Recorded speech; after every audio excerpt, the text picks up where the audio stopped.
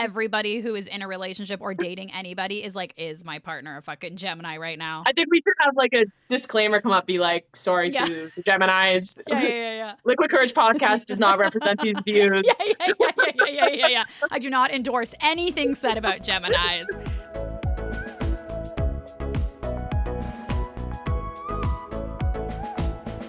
Welcome to Liquid Courage, the podcast where I, Amanda Pereira, sit down with a fellow artist that I admire and ask them the questions I've never had the guts to ask them before. Sounds scary? Yeah, it really is. So I use a little liquid courage in the form of my guest's favorite drink. We cheers, chat, and connect as I attempt to soak up all the wisdom they have to offer. Today I sit down with Rachelle Lauzon and we down some White Claws. Rachelle is a multifaceted artist originally from London, Ontario, who is now based in Toronto. Like many stand-up comedians, she began in a dingy basement with no real audience, but was immediately hooked. For the next 9 years, Rachelle obsessively made stand-up comedy her life's pursuit, performing nightly and traveling throughout Canada and the US. Rachelle has performed at comedy festivals including Just for Laughs Toronto, the Boston Comedy Festival, North by Northeast, the Blue Whale Comedy Festival, and the Odd Block Festival. Last year, her stand-up was featured on Laugh After Dark live in Las Vegas, which is available to watch on Tubi.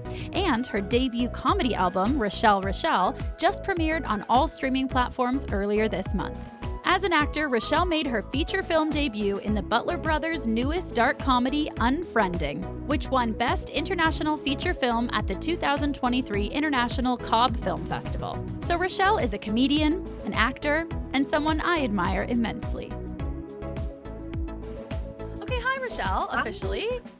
Hi. Yes, I was just saying I have frizzy as fuck hair right now. I went to an 80s murder mystery party last night, so I tried to like crimp my hair and like tease and then put in a big side thing, and I just like shoved it in a bun and took it out like 15 minutes ago. And I was like, wow. It looks great. I'm not seeing the frizz on my end. Yeah. Oh my God. Thank you to all the recording equipment. Thank you to my webcam. I want to thank all those things.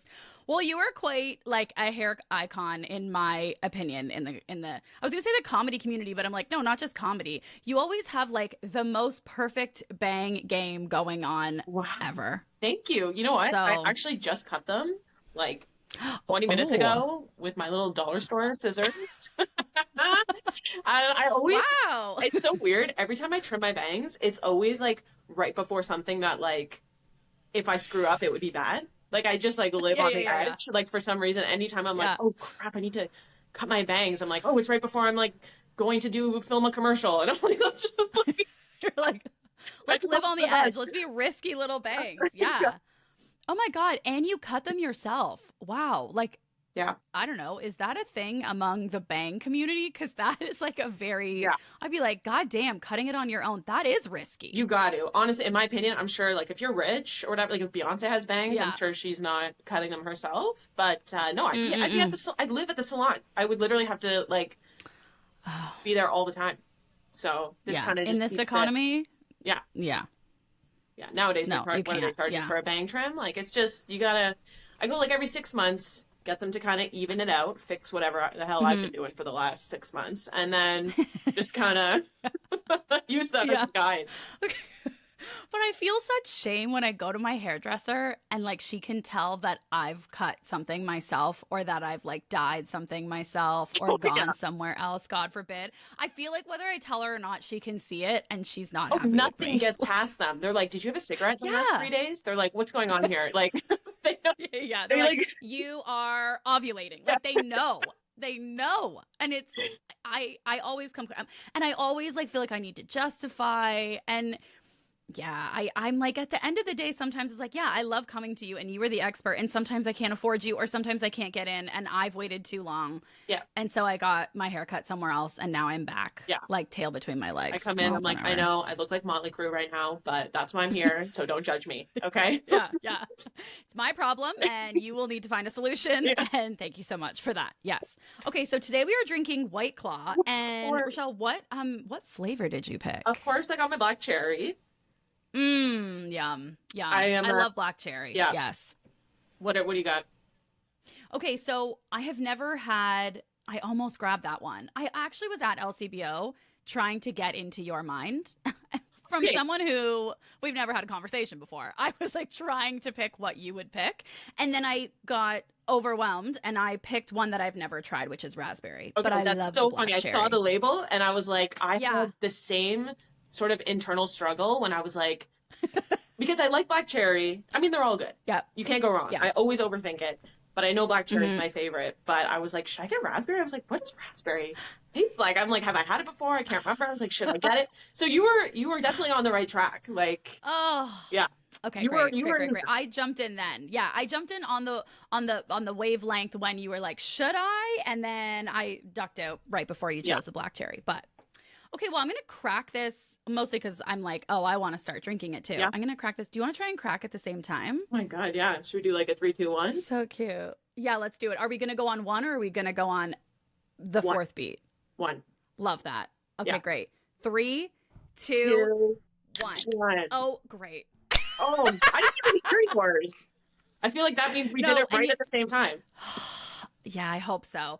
I started counting down so much earlier. Cheers. But I feel like also I'll just sink it. Behind the curtain, everybody. I'm just going to make it the same anyway. And do the listeners know that it is 2 p.m. on a Sunday? The listeners absolutely do not. The listeners are not aware that it's at 2 p.m. I just finished my coffee and I still have an orange sitting on my desk as if like this is a good morning food. Yeah, it's a 2 p.m. It's a Sunday. You know, these are some of my favorites. Actually, one episode I was drinking like tequila at 10 a.m. just because of a time difference and all. Oh my God. I was like, you know what? This is podcasting. But at 2 p.m. on a Sunday. Okay, also, Rachelle, the raspberry is amazing. Is it good? I'm regretting it. I should have. I regret it for my you. gut. I talked myself out of it, you know, and it would have been. Then we would have had the same one. It would have been like, wow, it would have been like kismet, you know, like. I know. Or I should have chose black cherry. It can be a 50-50 problem. No. Okay, so let's dive into that. Are you good at trusting your gut instincts typically in your personal life? I am working on it. I would say I'm working on it as well because for somebody that has the strongest gut feelings ever, like you think that by now I would have sort of a better gauge where I always have this little stupid voice that's like, you know, it's like you can't get rid of it. It's like, maybe not, you know, like maybe, you know. So I would say in terms of relationships, I've actually considerably gone better at going with the gut feelings. Now that I'm a lady in my 30s, I am definitely trusting the gut in that regard a lot more than I have in the past. But I find that sometimes in like my, you know, maybe professional and personal life, I sometimes second guess myself too much. But I'm working on it. Yeah. That's fair. Working on it. Well, and it's like, I feel like it's exceptionally hard, maybe, and maybe I'm just too tunnel vision being in the arts, and maybe this isn't the case, but I feel like it's especially hard in the arts because, or even in stand-up comedy specifically, because you are talking about your life, but then also second guessing, and it's all, but I'm like, well, who knows your life better and your thoughts better and your POV on the world than you? Like, you know that best, but then it's so easy to also second guess what jokes to tell, what gig to take, what to say no to. I think it's hard when those like personal and professional lines are so blurred, like they become so one. Yeah. So, yeah, I guess like, okay, so starting out when you're like a little babe, I read that you like always wanted to be famous. Like that was the thing. Oh my God, where is that? It might be. Where's that written? Oh, it's online. It's online. And you shared it a couple like, I wanted like at one point like a Stratford actor or like a pop star or like, but as a kid it was just like I want to be famous. Like, what do you think about fame? What do you think was so like attractive to you as a kid about fame? Like what did you want from it, do you think? This is such a like relevant topical question for me right now because I've done a lot of sort of reckoning with my ideas around fame and what I want in probably the last like year. But I think as a child, it's the accolades that you're after. It's the attention. It's the the, you know, that love, and we don't have to get into why I was searching for that so much, but um, we'll keep it light. But and then, you know, so I always, you know, just thought like this is just what I'm supposed to do. Like I just never wavered in any way that I wasn't meant to entertain in some capacity. And then like now that I'm almost 10 years in the industry, and I'm like, I think I just like want it, like want money and like stability. Like, and for some reason I chose like the most stressful way of like trying to achieve that. And I will admit that I've kind of started to like look at stand up as more of like my passion and like my life's pursuit, you know, versus some sort of like one thing I'm trying to achieve, like be famous. Like that is no longer even really something I think about. I think at this point I'm like, I just want to like be able to not stress about money and do what I love to do, and in whatever capacity that looks like, that's fine by me, because, you know, celebrity culture in itself is just kind of like becoming less and less appealing to me in general. Like I feel like I'm losing respect for celebrities. I'm just like, why do I want to be put on that pedestal to be criticized? Like, you know, the pressure of like perfectionism, not even perfectionism, like moral perfectionism is very strong on celebrity culture now. And I find it interesting sometimes, like if you're in a group and they're like criticizing a celebrity, like we all end up doing, I find it interesting at the lack of acknowledgement by like all of us that we are a part of this problem. Like we're blaming the celebrity so much about like, oh, and they said this and they did this, and like, oh, well, they're so privileged, must be nice. And I'm like, where did we all read this? Was it TMZ? Did you get it off social media? Like we're all a part of feeding this and this like hate for them and that they have to be perfect. And it's also like we're a part of creating this culture where they are set up to be these villains in a way. And the like lack of sort of any kind of accountability or like responsibility from people in that, who are engaging in social media in that way. I don't know. Like I find that surprising. I'm like, you're also a part of this. Like you're buying the Us Weekly magazine. You are criticizing that she looks fat on the runway, and then you're blaming her for not being perfect. Like it's the picking apart. It's gross. I think fame also changed a lot. Like you and I are similar ages, and what it meant to be famous was very different when we were a kid watching TV than now. Some better and some worse.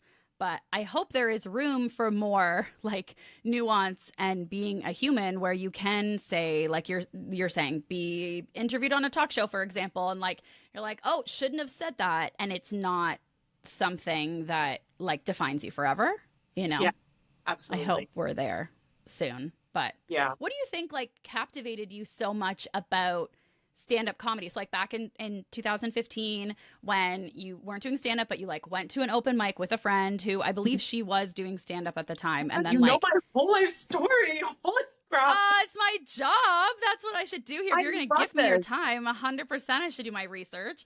So like, what do you think it was when you went up and you did your first open mic, and then you were kind of like hooked for like almost a decade? What was it about stand-up that captivated you so much, and you were like, I'm fucking in. I'm doing this. It's the attention. I don't know how to say it. Like it really is just feeling like I'm eliciting a emotional response from somebody, like a very positive emotional response from somebody.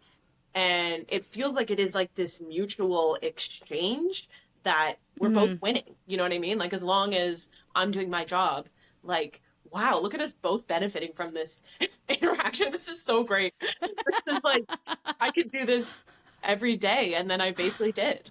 Like, yeah, it is such a high. I mean, and I think too, and again, like not getting into like too much childhood stuff. I mean, like on both ends, I'm saying like me too, but I just mean, I think every kid can relate to, or every adult can relate to their kid self wanting like to be seen. Like as a kid, being seen is like a survival thing. If you are seen, you're going to be taken care of, and you can't take care of yourself at that age. Like it's a very primal human thing. And so being on a stage where all these people are like paying attention to you and engage, like not just paying attention, but like listening and engaging, that is a hugely validating and powerful thing. It can also be toxic and tumultuous, of course, but like, yeah, I get it. There's a reason that they talk about like your first set, your first good set, and like the high of that almost being like the first high of a drug, and trying to like chase that, you know? But how has your like comedy style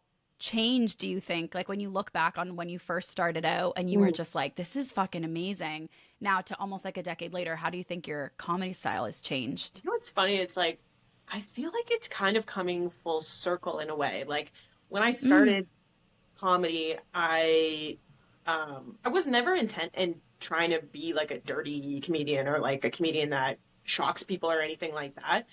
But the more I did it, that just sort of like what I fell into, where I was just like, oh, I love to like shock people in a way where they're like, wow, I did not think she was gonna say that. Like just like, and I think, you know, when I was a couple of years in, I like really leaned into that, and then got like kind of edgy. It was like dark comedy, and then really felt like I hit a wall where I was like, oh, I think I've like pushed the boundary as far as I think I'm willing to go. So now I would like to have an opportunity to maybe be on Canadian television one day. So maybe I gotta like reel it in, because you know the CBC doesn't want to hear morbid jokes about my dead mom. Like they don't, you know. Like, right. Like, one day we're working towards it. Okay, we like, will. One tell day. me about your trip to the dentist. That's what they want. But yeah.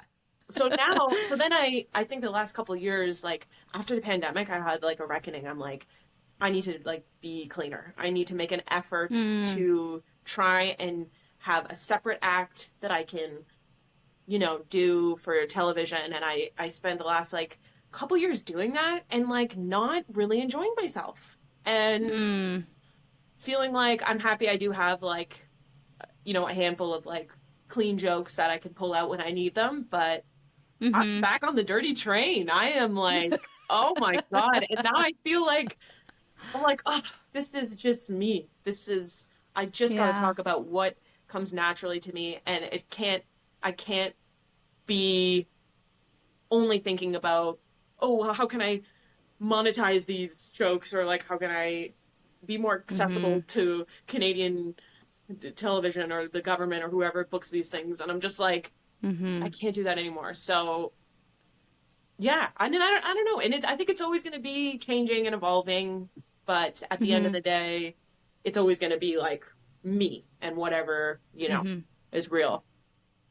Yeah, absolutely. I mean, it's such a hard like game to play, or like balance to find, and like how much of the game to play and how much to just like do it for yourself. And doing it for yourself, I mean, has to be in there, obviously. But I know you've shared too that like you lived in LA for a while and moved back kind of like during the pandemic, because of the pandemic kind of mixed in there, but that you were like, why can't I be a comic who is here to entertain Canadians rather than using Canada as like a stepping stone where like the US is the goal. And so I understand in wanting to work in Canada and like make your content for Canadian audiences. I can understand the idea that like, okay, well, I guess I need to play the Canadian game. Like we don't have as many options of like where paid comedy can live. And so in Canada, you are like, okay, well, who are the people who are going to pay me for it? I need to give them what they want. But then also finding like, okay, but I don't want to turn this into like a 9-to-5 job, a job I don't want to be at. Like it needs to also be what I want. So I don't know. It makes sense that it's like hard to find that balance in between, because we don't have like an HBO equivalent, right? No, where you can like go and just tell all the stories you want, and you know, you're like, okay, what stories can I tell? Yeah, on CBC or on certain specials. So and that's why I wanted to record my album. That was kind of like when I kind of was hitting that moment where I was like, wait a second, like it's been almost a decade and like nobody wants me on TV. So I have to do this for myself. Like I have to, you're right. There is no like HBO and Late Night Canada Network, where we show, Mm-hmm. you know, the real comedy that's going on and like what people, Mm-hmm. Canadians want to hear. Like Canadians are Mm-hmm. dirty too. Canadians want a bunch of perverts, if you ask me. They want to know. Yeah, yeah. So, you know, Exactly. You've toured Canada, like, you know, yeah. you've toured around all over Canada. Like, If anything, that's how you survive on the road is the dirty jokes. That's how, yeah. you know, it's like Mm-hmm. people want to escape and it's like, and I mean, I hate to sound like I'm like, oh, clean comedy is for losers, because that's not what I mean at all by any means. Mm-hmm. It's just, you know, whatever comedy is that's true to you is what it should be, and you know, that's kind of what I mean by that. But yeah, sorry. Yeah. Yeah. No, and absolutely. Like, I think it's whatever comedy is authentic to you. And so I think you are a comedian who the stuff that is deemed like dirty or darker is the stuff that you're naturally drawn towards. And there are so many people who want to listen to that, myself included. So like you've said before, it's like a lot of audiences want to hear what they don't feel they can maybe, what they're already thinking, but can't quite say. And so there is such an audience for that, and so it's hard to navigate like the financial side of that if the market is like harder here to do that anyway. But yeah, I totally hear you on that. I think also like something that I've thought about in Canada that I am curious like how it is in the States too. You shared, this was like a couple years ago, but it got me thinking, like you shared how you feel like in comedy it's like it feels like it's uncool to believe in yourself, like propping yourself up and like saying like, yeah, I'm good, like I might even be great, God forbid I say, you know, like feels like it's uncool. Yeah. And I think that in like the arts in general, in comedy for sure, as a woman, as a Canadian, probably, I don't know, this pressure to be like humble, and I'm putting air quotes because I don't actually think it's humble necessarily. Do you still feel that in comedy? Like as somebody that you said is like, I feel that you're comfortable tooting your own horn? I feel that's stronger than when I said that last time, because it's yeah. Why do you think even stronger now? Like what feels like it's changed for the worse? I feel like, and that was something that I didn't notice until I went to the States, until it was like, you know, you're sitting around at the show talking to someone, you're like, oh, hey, how are you going? How you doing? They're like, oh yeah, it's so great. I just did Conan, been writing on this new show. And you're just like, wow, dude, awesome. Like, great for you. But like, I feel like if you do that in Toronto, like if you're like, someone's like, how are you? And you're like, oh my God, amazing. I just got this gig. I'm working on this CBC show. I just booked a commercial. People will be like, okay. And then you leave and it's like, wow, like what else are you up to? You know, it's like, how dare you celebrate yourself? And it's like, of course there's nuance to it and there's a way to do it. But I'm like, I want to hear about what you're doing. Like, it's important. Like there shouldn't be all these like secret, it's like, ooh, yeah, I just got this amazing opportunity, but like, I don't want anyone to think weird, so I'm going to keep it a secret. Now nobody knows about this opportunity. It's just like, I don't know. Like, I think there's obviously a fine line between being confident and being, you know, cocky, but I don't think this, like, that being humble is like, being overly humble or feeling like you can't celebrate yourself is doing anyone any favors, where it's like, Americans are just like, I'm the best, you know? Yeah. And I feel like Canadians are like naturally self-deprecating. It's part of the reason why we're funnier, in my opinion. Sorry, Americans. I think Canadians have, because we're just naturally like a little bit of the underdog, right? Like, so we have that self-deprecation that just comes naturally to us. And then I think that spills over, you know, into life as well. And I just, it was definitely just something that I noticed that I thought like, you know, it's like I'll be talking to somebody that's just like killing it in their career and they're just like, oh yeah, but like it's stupid. Like don't even like, I'm like, stop. Like it's not stupid. You know, it's like I talk to people that are like booking like just for laughs and they're like, yeah, but it doesn't even like mean anything like what it used to mean anymore. I'm like, what are you talking about? Like it's huge. Stop it. Like, yeah. Like I know. What is not this, to be like, excited apology? about this? Yeah, exactly. And like to feel like you can't share it. It's like we have to apologize for any bit of success that we get in a strange way. And like, I totally hear you. There's like part of it. In my experience, there's the part of it that is if you say, oh yeah, I'm doing amazing. I just did this and this and this, that then when you walk away, they're going to be like, she is an asshole. But then there's the other part that is like, I don't know if you've ever felt this, like you almost feel, you worry that you're going to make the other person feel bad. Yes, it like is. If you're talking to another actor or something or comedian, I don't get that part. Like, I get it, but I think it's like we should not be, we are all told we're in competition with each other. Yeah. I get that, like, right now, if there's one spot and you and I are both auditioning for it and you get it, I didn't get that job. But there's going to be a job in the future that maybe I get that you don't. Like, I just don't think this competitive nature is helping anybody. I think it's a lie. I think it is a way to keep all of us down. I think like performers and artists and everybody coming together and collectively helping each other is like so much more powerful for everybody.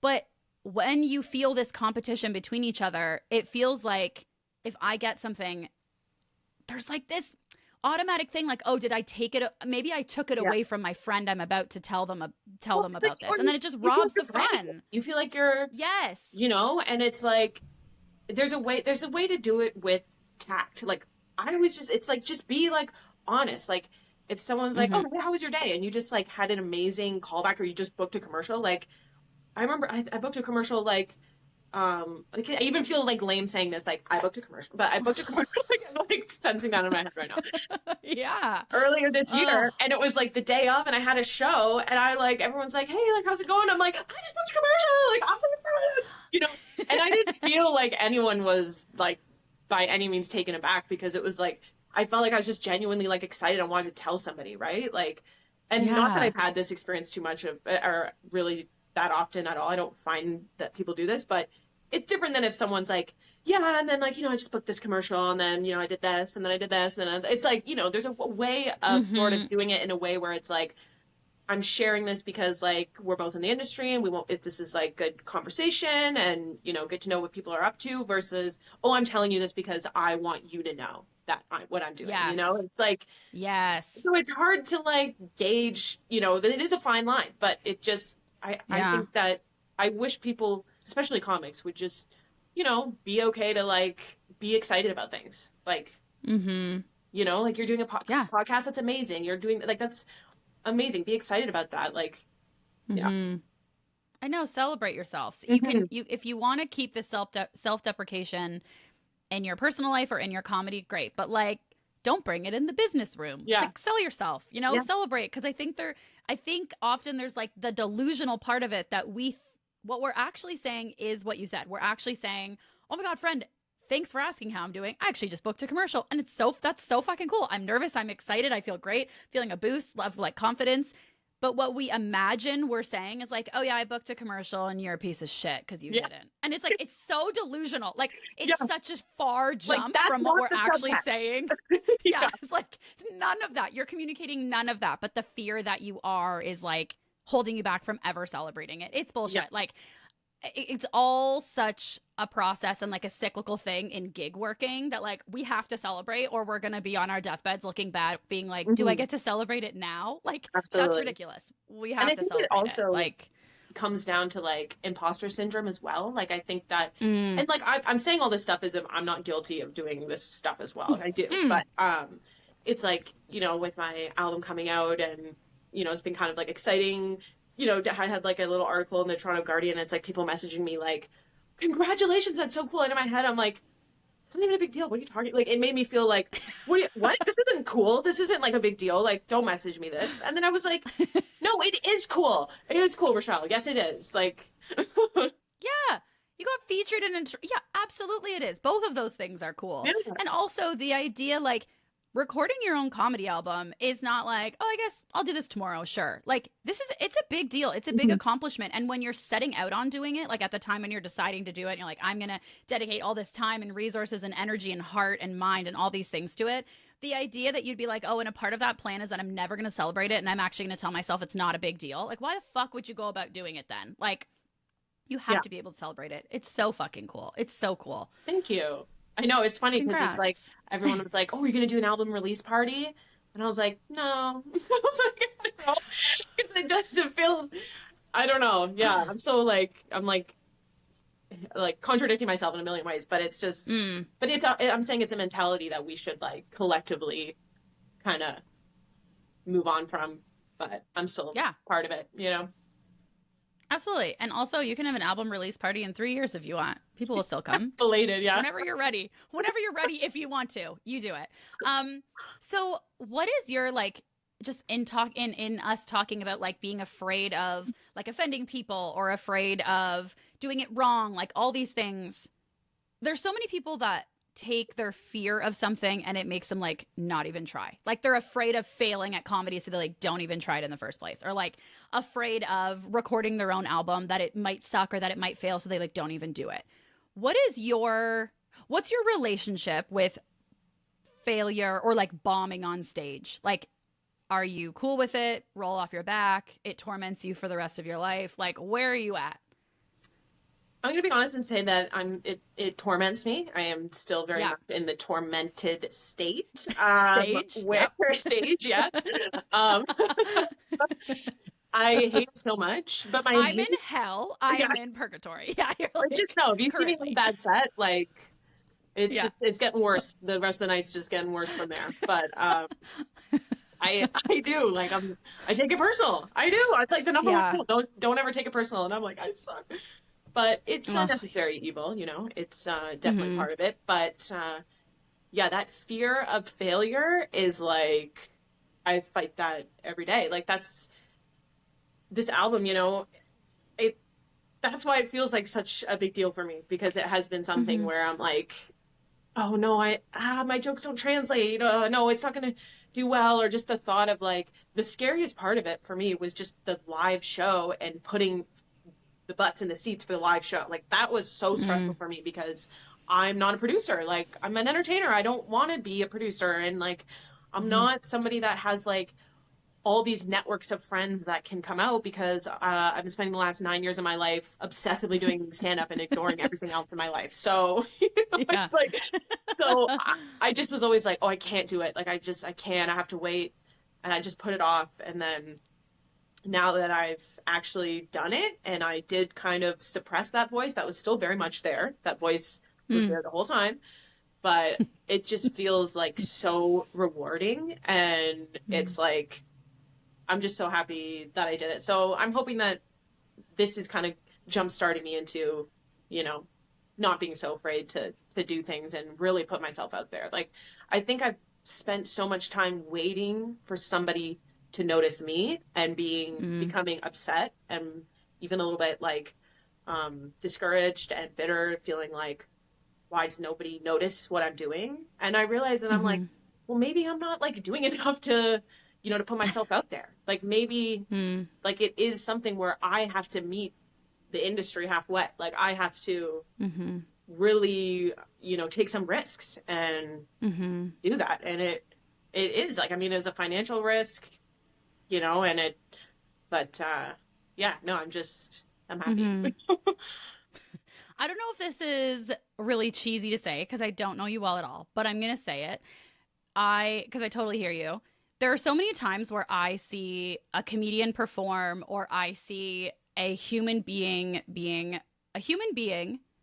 being cool or awesome or kind or wonderful. And I think like, God damn, they're talented, or like, wow, that person is so beautiful, or that person just seems so like charismatic. And I never say it to them. And what I've started thinking was like, if I see someone killing a set and I'm like, they're fucking great, and I don't know them and we will never talk, I think, ooh, I wonder if someone said that about me at my last performance, but like, I'll never know. Like, I just think like, I think it about so many people and never tell them because I don't know them, or it's just in the moment thinking.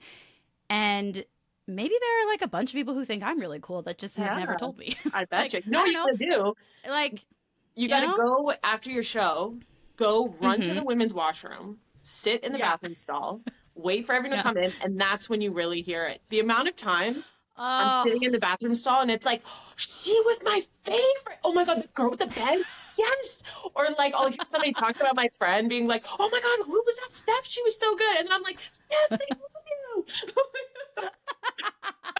Oh my God, that is a great hack. And if they ever say anything bad, don't take it in the same way, because they're in the bathroom and it was the first time after. Yeah. That's such a, no, that's, that, yeah. It's like, if you could hear all the positive things that somebody said about you after a set, and sometimes it's going to be a set that you feel like you like bombed, but you're somebody where years and years ago, I literally was trying to rack my brain the first time I ever learned of you or met you or saw you. I don't even know if we've met in real life ever. That's how long ago it must have been. Like long time social media Yes. followers.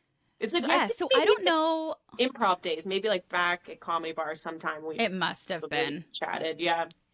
Yeah, because I know that I knew of you years and years ago, and you were a person that, like, on social media, or if I saw you doing stand-up or whatever, I always thought, like, goddamn, Rachelle is so funny and so, like, her just, like, comfortable being herself and such, like, a cool girl. Like, that's why partly on here I'm like, oh, I want to, yes, I was like, I want to bring her on, and I'm nervous to talk to her because I think she is awesome and she's so herself and she's so, like, cool. I want to figure out how to be that way. And that's something I've never told you. I've thought you were an awesome comedian over the years many times, and I've never told you. So if you're ever like goddamn holding on to the bombing, well, hey, listen, I know you're in purgatory, and so maybe you could use some gas to Absolutely. like propel yourself out of there a little bit.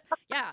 When you are, I feel like this is something that's, like, really helpful for me to hear other, like, artists talk about. So when you are, okay, so you go out and you do a set tonight. This isn't going to happen. You go out and do a set, you bomb, whatever that means to you, and you go home and you're thinking of, like, the one joke that, like, sucked, or the one thing you should have done differently. Like, you're in purgatory. You cannot get out of it. How do you get yourself out of that? It's really hard. Like, how do you pivot out of it? How do you get out of just shitting on yourself mentally? Oh my gosh, I think it's a combination. I mean, number one, it means you have to go do another show. You literally have to just like do another show. It's kind of like a cliche thing, but it's like, there's always gonna be another show, but it's the truth. Because if I bomb and then I have a good set, I'm not really thinking about the bomb anymore, right? It is kind of, it kind of resets itself. But if you bomb and then you go, oh, I'm canceling all my shows this week because I bombed, then you're just going to be sitting in that sadness all week, right? And then another thing is sleep. You just got to sleep it off. Weed, you got to smoke it off. And yeah, right. That's a really important thing. And then 3, you take your Zoloft in the morning. Okay, that's what you do. That is the combination. All right, that's the winning combination. Yeah. I love that. Is there like a joke that you've always thought was really great? A joke of yours that you're like, or a joke or a bit where you're like, this is fucking awesome, but it just never hits. Like, it just. Like, is there one you can think of where you're like, this is a great one. The audiences are not getting this. Why are they not getting this? Oh my God, I'm like, so many things run through my head. Like, so many things. Usually, if it's a joke where I'm like, oh, this is funny. Those are the ones that just right away. Wow, why do you think that is? I don't know. It's always the ones that I'm kind of like, is this funny? Should I? I'm like, is this hack? I don't know. Have I heard this before? What is this? I'm like always second guessing myself and telling myself it's bad. And then I do it and it's like, oh no, that's the joke. Like, that's the one. God, what was one? You know what? I actually, sometimes when you're doing a show, if you're hosting or something, you can be more loosey-goosey. And, if somebody says, another comic that says something that sparks something, sometimes I'll do an old joke if it sparks one. So one I've always done that, it worked when I first did it, and then it just does. It never works, but I do it every now and then. But it's just about this idea of like how, like, like when you're growing up, it's like, oh, you like tits or you like ass, right? It's like that's like that's like we were just reduced to like tits or ass. It was just like totally. If you're a dude, you like one or the other, Yeah. And it's like, I feel like I would, and butts are the big thing right now, right? Butts are the big thing. But for me, I think boobs are way better. I have to say that. And as somebody that has no boobs, I think boobs are way better because boobs are like butts. It's like the same thing, but tits aren't hiding an asshole, like at the end of the day. Yeah. Wait, and people are like lukewarm to it? They're just like not into. Yeah. I think that's a great observation. I think it's just like a little too, like maybe a little too like, okay, Rachelle, like, I don't know. Like kind of a groan maybe, I guess, sometimes. But that's one of the, like, I like those stupid ones. And I'm just like, it's so stupid. And then you imagine tits with an asshole. And you can't, you can't think. Yeah. I love the idea of, like, a comedian having a joke that audiences don't like. And not because it, like, makes them feel bad. But just, like, because they don't find it funny. but the comedian is like, no, I believe in this so hard that I will be doing this in every set till the day I die, and I don't care that it gets no laughs, and it just becomes the thing. So doubling down can that. sometimes be like, that's the joke, because sometimes is that you're just doubling down, right? Or you're just, oh, you don't like this? Well, let me just go further. And then that becomes the new bit, right? It's like, that's my favorite, is like when you tell a joke that bombs, but then it's like, but because they already like you, it's like you just have to say one little icebreaker, and then it's like, and then you have them back again. Like, it's just like, it's funny because it's like, I'm just a human up here. Like, I think I just told a fart joke and nobody liked it. And it's like, and then we can laugh about, we can laugh at my misfortune, like that's, that we were all collectively here to witness. I love that. I love like that like relationship with the audience, and like how you can find things during live comedy. Like, oh, okay. Like it's so fun whether you're performing or sitting in the audience, and like every audience is a little different. Even if it's like even if you're performing at Comedy Bar every Friday, each audience is a little different. So some audiences, it's fun to find out like, oh, okay, they like this kind of stuff, or oh, they are not into that kind of stuff. All right, let's see how this set goes, because it's all that stuff. So like, let's navigate through that. Flexible. There needs to be like a little bit of flexibility where it's like, and I'm not saying you need to have like 2 acts where you could switch it up, but it's like, like don't ignore the elephants in the room. And it's like, okay, you guys are not into the dirty stuff. All right. It's like, let's pivot. Let's. Yeah. That's so great. Well, and like in your comedy, you'll often share stories of your life, and some of those stories include the people in your life, like your family or people that you're dating or friends. This is something so I'm also a writer, and like this is something that I struggle with a lot, is that everyone's like level of privacy or what they'd want to share is different. So like I might want to share a story, but maybe, and it's about me and a friend, and maybe that friend or my partner or whatever is like, I would rather you not share that story. And it's hard to know. Sometimes it can be complicated, like whose story is it to tell? So like, okay, so how do you navigate what stories you feel okay with telling versus which ones you keep private for the sake of somebody else, not even you? Like, do you have conversations with people in your life about sharing certain stories? I mean, for the most part, nothing is too specific, like at all. There was like a joke I did early on about my friends that were like going and being whores in Thailand somewhere. I don't know. And I used to make a joke about that. And I'd be like, all right, guys, I'm calling you whores in my act. But, your name's not in there. Nobody knows. Like, nobody knows. Yeah.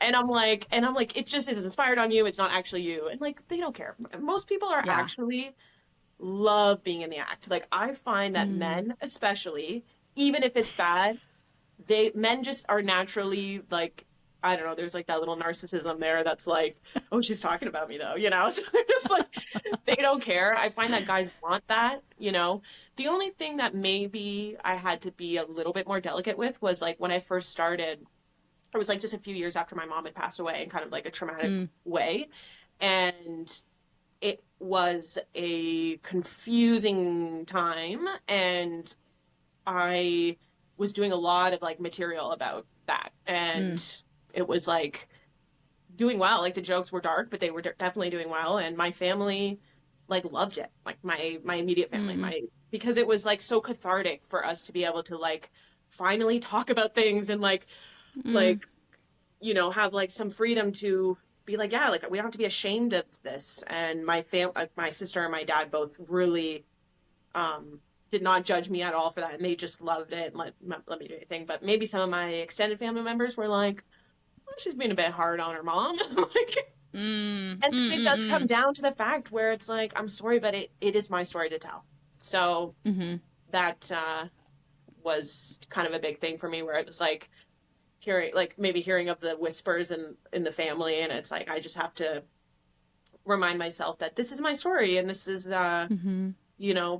I've had people come up to me after the show and be like, wow, like, I had a parent with a drug issue, and hearing your jokes like made me feel like I could laugh at it or whatever, like I've had people say things like that to me that I'm like none of it is so like egregiously dark by any means, but it's just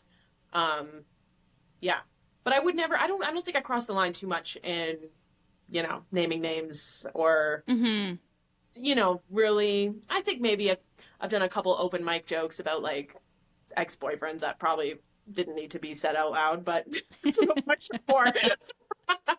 Yeah, And yeah. he's in Well, right now. yeah, I mean, that's the thing, I guess, too. Like dating, like if the person you're dating is in the audience and the audience knows, or like you're dating a comedian and they come on after, or like those kind of things, Yeah. for sure. But you're right. I mean, I guess it's less so with friends and more so maybe with like somebody that everybody's gonna know, like my partner if you're in a monogamous relationship, or like my dad, my mom, whoever it is. But you're right, this comes back to the whole like celebrity thing at the beginning. I feel like is like we need to allow nuances in stories also, because what you're saying on stage, like there is space for that to be true, and also that it wasn't all bad. You're not saying that, but there's this weird, like there's space that you can love your mom and also talk about all the ways that it sucked for you, and like there needs to be space for all of it, and the idea that it has to be like all bad or all good is just like feeding into this thing of not letting humans being humans, right? It's a tool that my mom used to get through things. Like she had a little bit of a dark humor, so it's like, you know, I think it's when you can laugh about things, it shows healing, right? That means that you're healing. So for me, that was like, I mean, I never want to be one of those people that says that stand-up is like therapy. I don't want to say that. That's not what it is. But it's cathartic in a way for me. When I think back, like, you know, on those few years when I was doing those jokes, that was a way for me to, in my healing journey or whatever. Well, and like going back to like laughing, feeling like validation and people being there with you. If you've literally said this, that like people laugh at things they resonate with. And so like if you're sharing a part of that was something that was hard for you to go through, and people are laughing, there's some sort of like togetherness there of like, oh, you also get it, or you find this funny, or this is ridiculous, right? Or like it's a way to not be alone and to have other people resonate with what you're saying, and you're like, great, I'm not the only one who thinks this. So it makes sense that it would be cathartic. Sorry, I don't mean to cut you off. No. Sorry, I get so excited. No, like, no, please do. Yes, please. It really does just like bring people together. I remember, so in the pandemic, we were doing those Zoom shows, and I remember this girl I went to university. I know, I hate to bring us back to that, but just for the sake of story. No, please. And this girl I knew from university hired me. I hadn't seen her at all, like in 10 years, but she was like, it's my birthday, my sister's birthday, and we want to hire a comedian to do like a Zoom show for like the family and everything. And I explained to her that I'm like, absolutely, here's my rates. You know, I'm not like a clean comic by any means, you know, like I kind of I always mention that. And she was totally fine with it. And it's like the day of the gig, I'm looking at the grid. It's like, what do we got? Like Aunt Judith and like all these like old ass people. And it was like the one woman had like a baby on her hip, and she's like, you see her like pacing the kitchen. I'm like, oh geez, I did my act. It was a lot of nervous laughing and like shocked faces. And then she said, and I kind of was like, I don't know how that went, because it was like they were laughing, that it was like I felt like, uh-oh, like what's happening? Was there like a recent death in the family or something? Like I'm like, I don't know. And then she sends me this message, and she's like, you know, like we actually like grew up really religious, and like, oh no, she was like, we were like really sheltered. Like she has like 8 siblings, and her parents were like on the thing, and she said that it actually brought the family together. Like she was like, she said that because it was so like kind of taboo, some of my material, and uncomfortable, that she said that it kind of like broke the ice in a way for them, like as a family, to like stop being so like uptight or whatever. And I was like, wow, like if that was true, I hope she wasn't just saying that to make me feel better. That could definitely be the case. Like she could have definitely been like, if the family was mortified, I don't know, but she didn't. No, let's celebrate the win. Let's celebrate the win. Absolutely. Also, you need to up your rate because you just provided family therapy, like group therapy. I know, right? So comedy is therapy. Speaker. Like, yeah, 100%. You should put that on your website.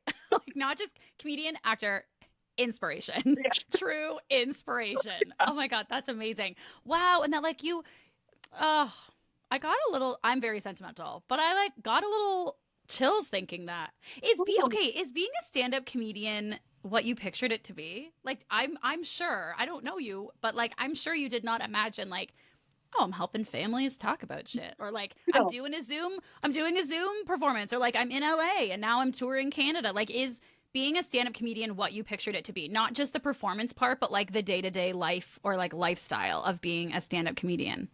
I could have never imagined anything about what it would have been like to be a stand-up comic. Like, I have to admit, like, it's just, it really, like, a question I always get when I'm doing like interviews and stuff, it's like, oh, like, what was it when you were a kid that made you want to do stand-up? Or like, who was your comedy influence as a kid? And I'm like, nothing. Like, I don't know. Like, I just, like, I never even thought of that as an option for me. Like, I never even, you know, I knew it was a thing that like guys did. Like, I don't know. I was just like, I feel like being an actor is so different than what I thought being an actor.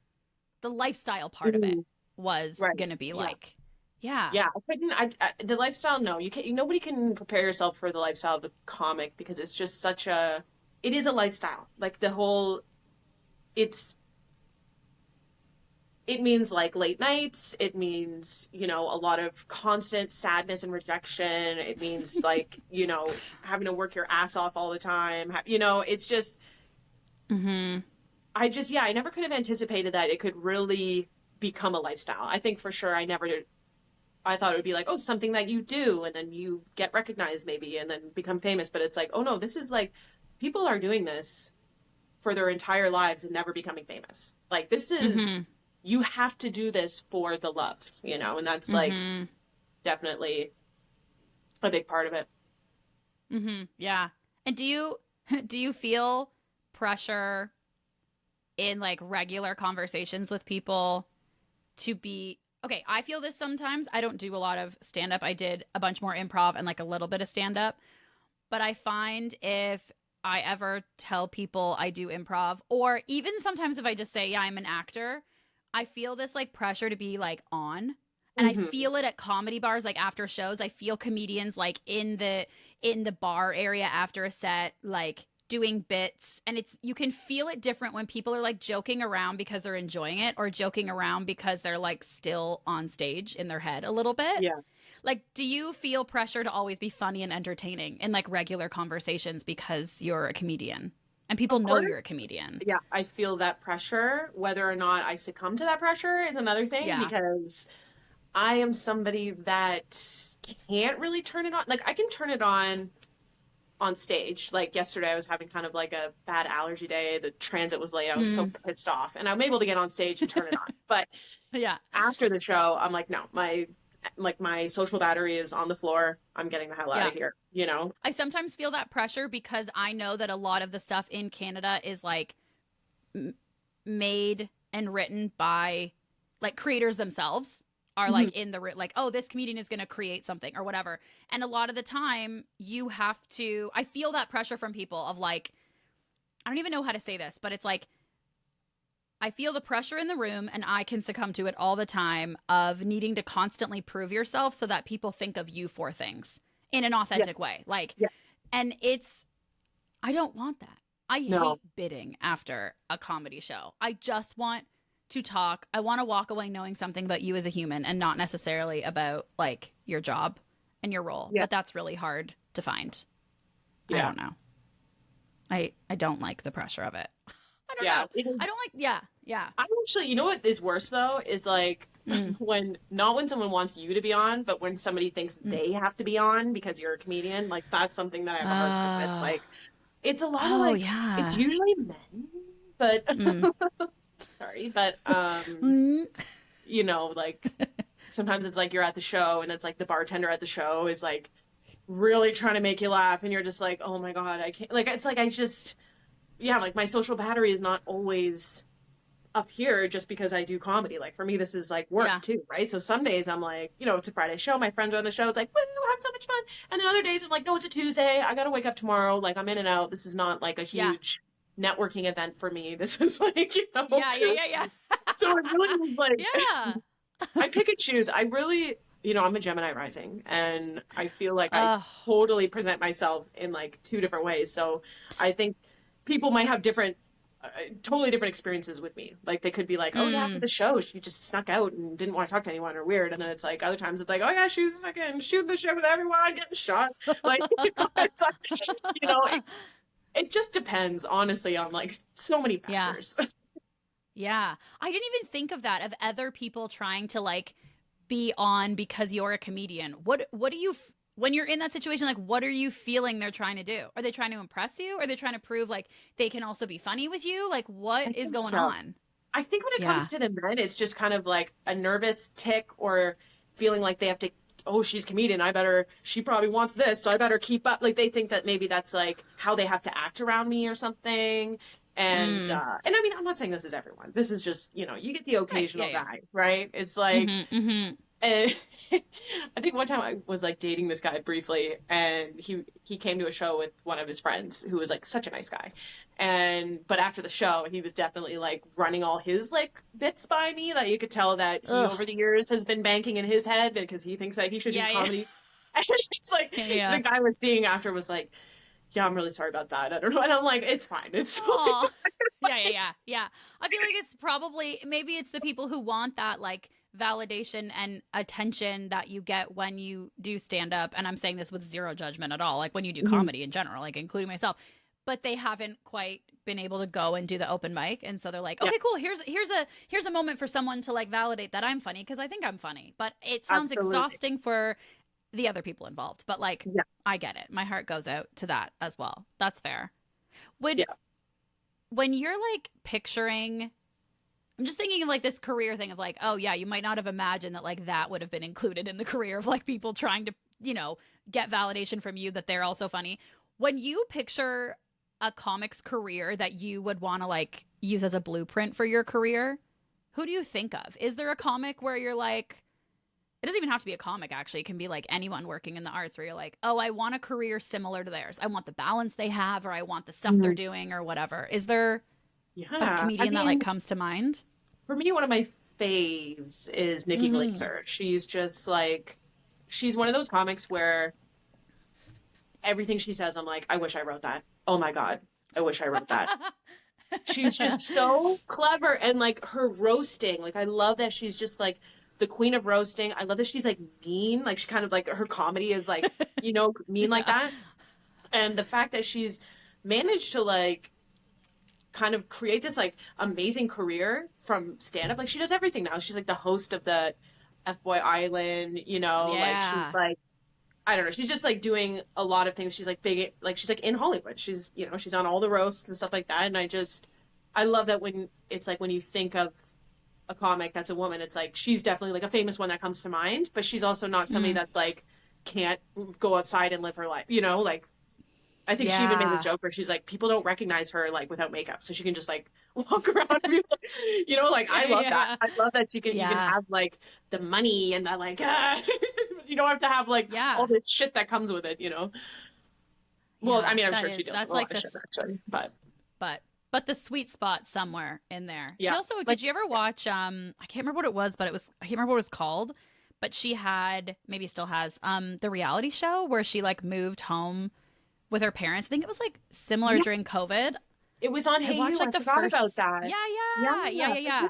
That's actually, like I've seen her stand up for sure. And I think she is a great writer. And actually when I was this was years ago, when I went over to LA to mix, and then I was like to hang out with, like the most basic, to hang out with some friends. We went to Comedy Store just for like a typical, like, let's go Thursday night at like 8 p.m. and stay till 2 a.m. and let's just see who shows up. Yeah. And she came and she was like just so great, and she was trying out material, but it was really her reality show where I like grew to love her in a way. Like just, she's so endearing and and she's so funny in conversation. Like fun. That's the thing. Like she really is just like, she's such a like a I think she's like a comics comic. Like she really just is like somebody that's just like fearless in a way too, which I really respect. That it's like I love like how when she does roast, like she's edgy, like she's definitely pushes the boundaries, and I love that she is not afraid to do that. Okay, well, if you have a show that you want Rachelle to host, Fuck Boy Island, Fuck Girl Island. I would love that. That's like oh my gosh, like, you know what my dream would be to host? Like, Canada would do like Canadian Jeopardy, and then I would be the host. Oh, That's my dream, because I do host trivia around town, and it's like my favorite thing. And I would love to be like I would love to be Alex Trebek. That's what I would love to be. Okay, well, we have to put it out there. We have to tell people. That's the whole thing also. If we're like hiding it and apologizing. Yeah, this is amazing. I would love to host. I watch a lot of reality TV. I would love to host a reality TV. Oh, you do? Okay, fab. Oh my God, okay. Housewives since 2007. Yes, I'm a super fan. Bravo. Okay, bravo. Yeah. I am so with you. The fact that you said on Hey You, I was like, oh, she's a reality TV girl, because it was Hey You and Discovery Plus. Oh, yes. For I actually have gone over to for Disney Plus a little bit now to be watching, I don't even know how to say them, like the D'Amelio sisters. Like, I didn't even know them from TikTok. Charlie and Dixie, they like hit it big on TikTok for like dancing and then singing, I think.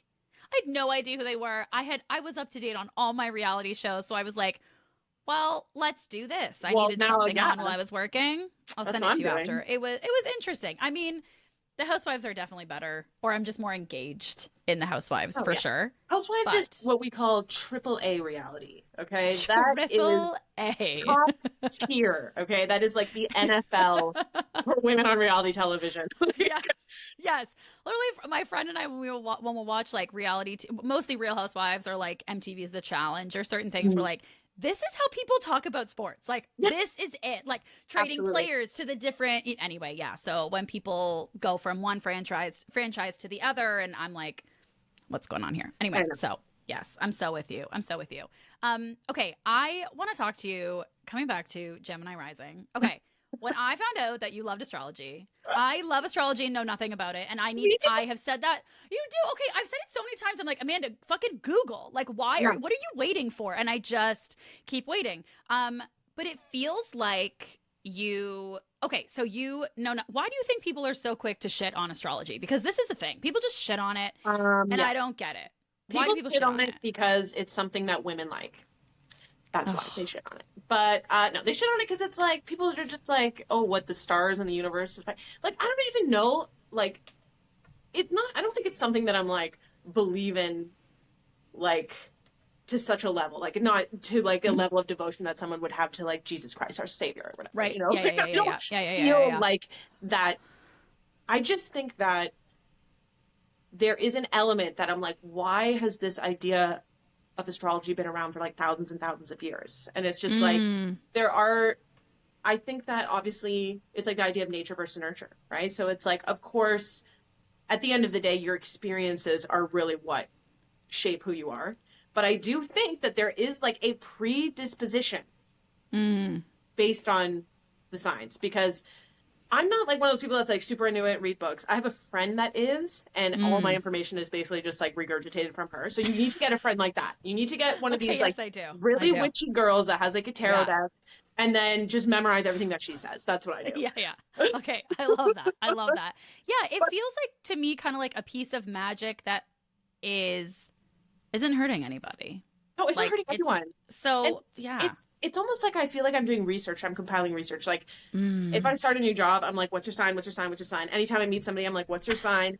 And I do start to like, I'm not like reading about astrology, but I'm doing field work. Okay. I'm out here and I'm like, and I'm noticing that I'm like, you fucking Libras cannot make a decision. Like, you cannot.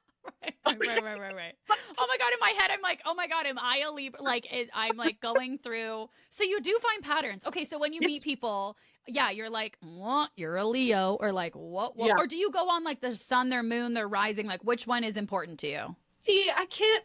I think rising is interesting because I don't know all of them, but rising is one of the ones that I know, because rising is how you present yourself, and or how other people, the sign that other people would think you are. And for me, it's like, oh my God, it puts things into perspective for me, because Gemini is like all about the like dual personalities, right? It's almost like kind of like the Jekyll and the Hyde. And I don't think I'm Jekyll and Hyde, but I'm just saying that, I do have like really introverted moments where some comedians might be like, what? She just sits in the corner and she's quiet and she's weird, right? And then other people will be like, what? She's like we were dancing in the streets last night. Like, what are you talking about? You know, it's like, yeah. You're like, Gemini rising. Okay. Well, you can't blame me. Gemini rising. I do present that way, even though I'm such a Scorpio, you know? So it's like, yeah.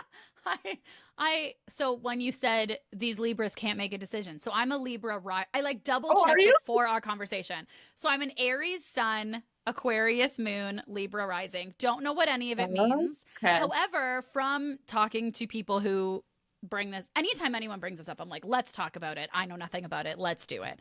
So I have hardly anything to add to the conversation most times other than just like celebration and love. But they told me that I'm a cuspy Aries because I'm born on the last day of being an Aries, and also was supposed to be born like 3 weeks later and be a Taurus.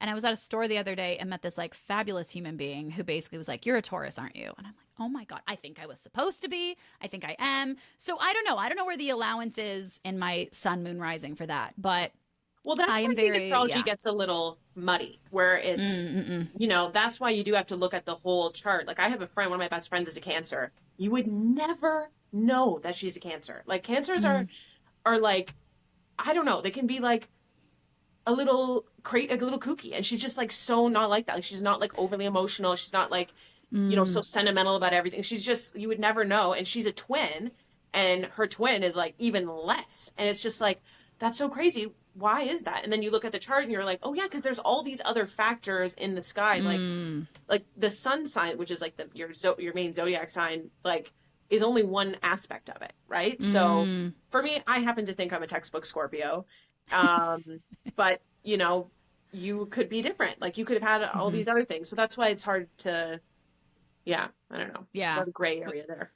Yeah, absolutely. Okay, so rising, and you totally tell me if you don't know, because I'm not trying. Well, I am. I'm like, teach me. Okay, so rising is like how other people view you or how you present to the world. So it's your sun, your moon, your rising. Your sun is like the one that if you're looking up in J14 magazine or like Cosmopolitan, I was gonna go Cosmo girl. I'm like, I'm in my 30s. I went J14. We need to dive. Yeah, exactly. If you're looking in Cosmopolitan, that is the one you are typically looking at by your birthday. Is your sun. Yeah. Your rising is how other people view you. What's your moon? Do you know what your moon is? Oh my gosh. I know that my moon is Aquarius, and I know that the only reason I am normal is because of my Aquarius moon. My Aquarius moon is doing a lot of heavy lifting, I'll tell you that much. For the Scorpio sun and the Gemini rising. Got it. But okay. I don't know how to just, I don't even know. Yeah, I'm really talking out my ass right now, honestly. Don't listen to anything. No, I'm also putting you completely on the spot. I wonder, maybe it's how your emotion, maybe it's how you, that could be it. Maybe there's like, it's like how your emotional side is or something like that. All I know is that, that because does the Aquarius, sound right. I always find that Aquarius is, based on my research, are like very, like wise and like level-headed. I'm jealous of Aquariuses. Like, when someone tells me they're Aquarius, I'm like, damn, you're like the cool girl, you know? Because Aquarius is actually the first sign. It's the oldest sign, I'm pretty sure. That's like the original one. So, so I think my sort of, because Scorpio and Gemini are the two evil signs, right? And I'm kind of, Scorpio, Geminis are the worst. Sorry. But. So my partner is a Gemini sun, and I see it 0%. I can't, anytime I read about a Gemini, I see nothing in them with my partner. I'm like, maybe I should figure out what their moon and rising that's are. good. Don't, if it's not broke, don't fix it, because I went through a phase. I dated 2 Sicilian Geminis back to back, and I'm telling you, bad combo. They were the same. They were the same person. A lot of passion. Okay. Too much. Too much. I just find that Gemini men are like, the thing with Geminis is that they are such great conversationalists that, and they're charming. Oh my God, Geminis. And like a Gemini man, I feel like it's like, we just talk, and we could talk and talk and talk and talk. And then they just have this other side to them that nobody sees, that is just so like sadistic. Like, God, can you tell I'm so traumatized? Interesting. Yeah. And also, I feel like everybody who is in a relationship or dating anybody is like figuring out their birthday and like, is my partner a fucking Gemini right now? I think we could have like a disclaimer come up, be like, sorry to the Geminis. Yeah. Liquid Courage Podcast does not represent these views. Yeah. I do not endorse anything said about Geminis. No, that's so funny. I did. So yeah, moon is the one. I just like quickly looked it up, and it's like what more? It's like that one is dependent on where the moon was on the day that you were born, and it has more to do with your personality. So yeah, like emotionally, like what you were saying, basically. Yeah. Oh So you my know what God. we're talking about. Look at Please, me. you know what you're talking about. I thought it might be. I'm also an Aquarius moon, so like I don't know what that means, Okay. but sisterhood It means somehow we're in cool girls. there. It means we're cool. Oh my Number God. one. I've been waiting so many years for Rachelle to say that I'm also a cool girl. And it Of course just you're a cool happened girl. here. Thank you so much. I have it on recording now. I can play it back when I'm like in purgatory in my head. Absolutely. I thought it could be fun to look up our horoscopes for the day to like end out our episode together. So Love that. is there, other than your very very knowledgeable friend who I don't have on like phone a friend quickly right now. Right. I didn't plan that, and I'll do better next time. Is there like an astrology site that you like to go to? I ended up on Astro Style, which I'm pretty sure might not be super legit. Sorry, Astro Style, if you want to be a sponsor, I would still love it. I think the one that I got my birth chart one is like Astrology Cafe, but Okay. honestly, I don't think it matters. Like, I think just whatever the first couple ones that pop up. Oh no, let's do this. Okay, here we go. Oh yeah. Oh, Cafe Astrology. Wow. Yeah. Okay, main site.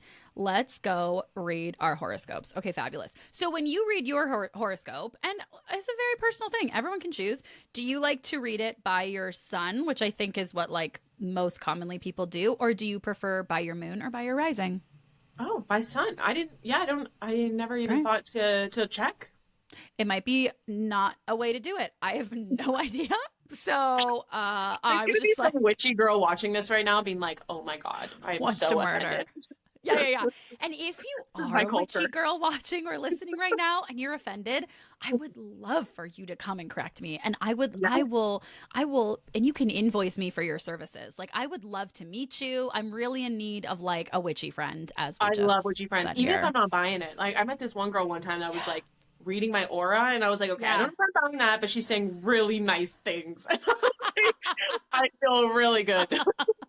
The only psychic I ever went to was a friend of mine and I went to Boston and then like Salem in October, and I was like, if I'm gonna see a psychic, of course I need to go in Salem. So I saw, and I was so annoyed. My friend so sweetly sat on the ground and took notes so I wouldn't forget, because I was stressed that I'd forget everything. So she came in and she's like, but I'm not here. Like, I don't want to influence the energy. So I'm just going to sit on the floor in the corner and like take notes for you. And I don't know, the psychic was like, so sweet. It really is. Yeah. Because you couldn't, and I don't know if this is ever, but like, we weren't allowed to like audio record or anything. And it was truly just for my own memory, but I completely understand why not. So then my friend was like, it's fine, I'll sit on the floor and do this, which was very nice. But there was a lot of things I didn't want to remember. The main thing was just, she was like, you need to stop bugging your partner. We didn't live together at the time. Like, to move in with you or they're going to leave you. And I'm like, okay, hold on. I got so defensive with the psychic. Were you doing that? Like, was that like... I mean, a little, but also like... this is what it was. I felt like the psychic was painting me out in like a very like patriarchal like archetype, that like I'm this needy girlfriend, and I'm like, no, it's just gonna be convenient. And also, maybe I do want to live with my partner. It's also okay to want... I went into such defensive feminism, which was very unnecessary, I think, looking back. But I didn't say it, I just felt it. I feel like that's probably a very either Aries Sun, Aquarius Moon, or fucking Libra rising of me to be like, I thought it and I didn't say it. Yeah. Oh my God. I didn't say anything. Okay. So are you still with that guy though? Yes. And this is our apartment. And we live together, and he didn't leave. So take that, psychic. Look at that. Sounds like she was a bit of a dud, maybe. Yeah, I'm like, come on. But you know what I'm wondering? Oh, no, never mind. I was like, maybe she was reading my friend's energy, but my friend wasn't in a relationship at the time. So maybe it was busy. It was Salem in October. Maybe it was someone else's residual energy, whatever. You're like, it's not me. It wasn't me. I'll tell you that much. It's not me. It wasn't me. I'm sure that's a very Aries thing to say, too. It wasn't me. Okay, so, oh, yes, it does say for your horoscope, select your sun sign or ascendant sign. I don't know my ascendant sign. I have no idea. Ascendant is rising. Oh, yeah. Okay. So, Rachelle, today, would you like me to read you your daily horoscope of your sun or of your ascendant? Okay, well, because I haven't done it, let's do the ascendant one, because I haven't done fabulous. So let's go to Gemini. Okay. Well, Gemini ascendant. I'm about to learn so much about you, and maybe it's fake. Like, who knows? but also Cafe Australia. I've had like half a White Claw, but it is like the afternoon on a Sunday. Okay. I know. Not Australia, Cafe Astrology. Okay, here we go. Da, da, da. I feel like on Who Wants to Be a Millionaire. Okay. Mercury moves into your work and health sector today, dear Gemini, where it will transit until, middle of November. Ding, ding, ding. You have a big performance in middle of November, and it is talking about work. That is true. During this, like I'm telling you your schedule. Okay, during this cycle, you're likely to do some organizing of your life in little ways that get big results. Tidying up your daily routines and improving habits can do wonders for you in the period ahead. Still, you're more likely to see flaws and problems. Oh, purgatory. It's best to avoid straining yourself fixing things, as a healthy work-life balance is important, but you should certainly take advantage of these powers of observation. You might focus on perfecting projects, handling chores, and updating skills. Analyzing work and health methods can be productive and worthwhile now. Work or chores. This is a lot of work and chores. Honestly, and projects. I'm connecting with it though. Are you? Okay, yeah. Fabulous. Okay. Yeah. Work or chores can keep you especially busy or involve extra attention to detail and precise communication. Today, you find it easier to fill in the blanks. Sorting out your thoughts and plans come more easily. Drawing up and talking about plans for work, long-term goals, your environment, and health can be particularly beneficial right now. Wow. So your creativity is good, your love is good, but your business is excellent. Wow, that is good, because and the work-life balance thing is something that I've started to really prioritize in the last couple months. Oh. So, and it has been busy with the album release, so the last couple weeks have been really busy, but I feel like because I kind of had been prioritizing that more, that now I'm like able to handle it. I feel like, and I'm like, I live alone now, and I'm really into chores. Oh, wow. I love like cleaning and like right when we hang up, I'm steam mopping my floor. So it's just like, it's funny that, so I did connect with that. Yeah. Wow. So it's real. Oh my God. It's great. real. It's real. Okay. I'm choosing to read. I'm being a rebel, which is very much not me. And instead of reading my sun, moon, or rising, I'm going to read Taurus, which is what I feel like I am, just to see how it goes. Okay. Mercury God, here we go. Mercury begins in transit of your partnership sector today. Ooh, dear Taurus, where it will stay until mid-November. Okay. It's a fine time to pair up, to study, or exchange ideas. There can be good conversations and bonding as you share ideas, and it can be a good time for counseling and gathering beneficial information from others. Good communication skills can reverberate positivity to other areas of your life as well. You thrive on communicating with others. In the weeks ahead, people seem to rev up your thinking processes, and even if you don't always take their advice, you can benefit from their feedback. You're more inclined to weigh the pros and cons, negotiate, and discuss matters. Today can be fruitful for collaboration and strengthening ties with a friend or group, or clarifying goals in a relationship. You're interested in making things work and what's realistic. Negotiations not only turn out well, but they also bring you to better, clearer, more empowered place. Creativity, good. Love, fair. Sorry, partner. Business, excellent. Well, God, I also, as I was reading this, talk about like having thoughts in your head while you're speaking. As I'm reading this, I'm like, do I bring on a stranger to a podcast to listen to me fucking read 2 long paragraphs? Sorry for that, Rachelle. No, God. it's interesting because, I feel like a theme in that little chunk there is like communication. And I feel like being a podcast host, like that's like you're the ultimate communicator. Right? Oh, well, yeah. And like building, like when it was talking about collaboration and strengthening ties. And I'm like, oh, well, I feel like I'm becoming friends with Rachelle today. So I did that. Yeah, we did it. You're going to steam clean your apartment and I am getting to know you. So it's all real. And I'm a Taurus and astrology is real and we all love it. And everybody check out your astrology, or just like you can do your horoscope for like the day, the week, the month, the whatever. I feel like it's a little... Yeah, just have an open mind and allow it to like inspire you. If you're like, no, that's not the thing. I don't want to focus on business. I want to focus on love. Well, then it's a nice reminder to like get you to go in that direction. Yeah, absolutely. No harm is going to come from it. No, unlike religion. See, that's the thing. It's like I would like I fall into this more. I'm like, this is all about love and connection. It's so much better. Yeah.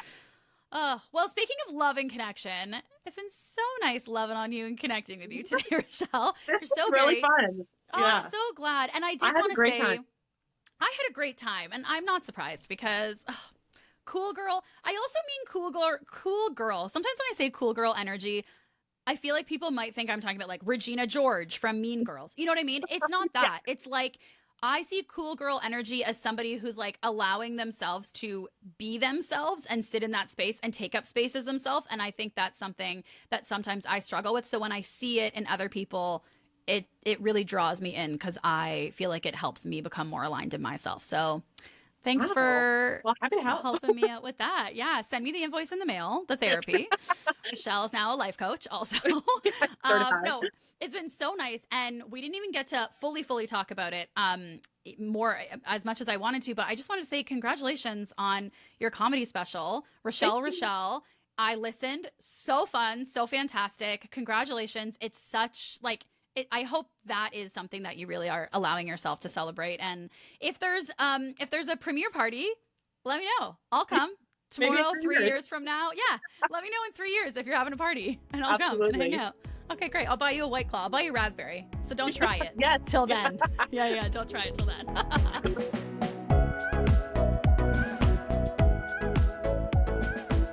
Thank you so much for watching this episode of the Liquid Courage podcast. If you liked what you saw and you're looking to support the show, here's a few ways you can help. You can leave the show a 5-star rating and review on Apple Podcasts, or you can follow the show on Instagram and TikTok at Liquid Courage Podcast. Or, and best of all, you can tell a friend about the show. Tell a family member, tell a coworker, post about your favorite episode online. Spread the word. That really is the best way to help support the show and help it grow. Did I just rhyme? Okay, until the next episode, cheers!